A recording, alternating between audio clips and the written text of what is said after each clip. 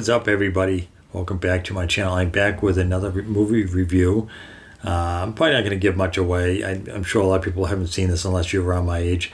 This is an older movie. This came back out, and I know I said I was going to start doing some reviews, some older stuff that I haven't seen in a long time. I did happen to see this movie. I hadn't seen this movie since it came out. So I think I was 12, 13 when this came out, so I hadn't seen this movie in a long time.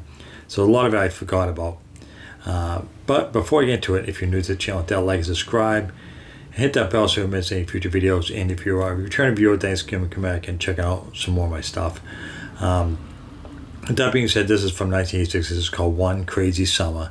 It's with John Cusack, Demi Moore, what was the other guy? Joel Murray, Bobcat, Goldthwait. I forget what was the other guy's name. He still acts. Curtis Armstrong. I forgot who else. I forgot what the bad guy's name was. It was in this. Anyways, so it's basically about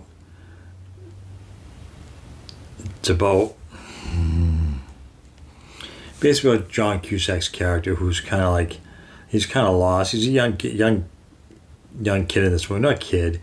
I don't know exactly how old he's supposed to be. Maybe early 20s.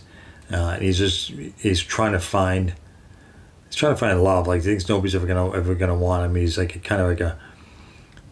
he's like an artist, like who's drawing cartoons and stuff like that, and he's kind of like lost, and he ends up going to Nantucket and meets all these people and they become friends, and it's just your typical 80s movie. There's like the bad guy that bullies him, and he's hanging around with all these guys who are kind of like they're like misfits, and the people all in Nantucket just look down on them, and they're trying to save Demi Moore's house from getting taken, so they have to enter a race with the boat, and they do, so they have to win the contest to get the money to save the house or whatever.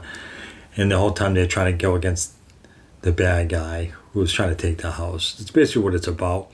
It's a silly 80s movie.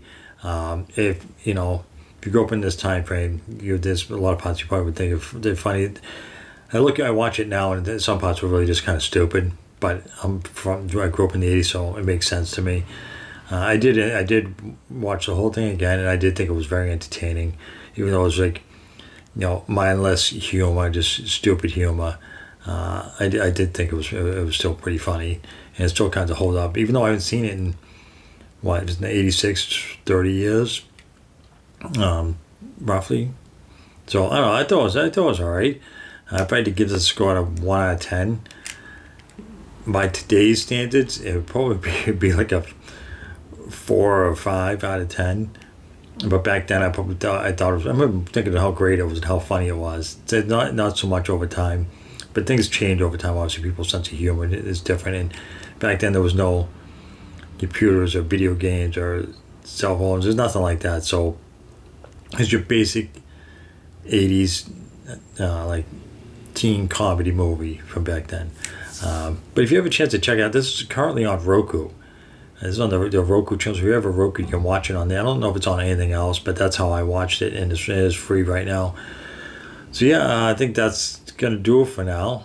I'm sure I'll be checking out some more older stuff and doing my reviews on that stuff as well. I'm not sure what I'm going to watch next as far as older movies go. So yeah, I hope you always appreciate everybody checking out my videos. So if you want, hit that bell so you don't miss any future videos. Until next time.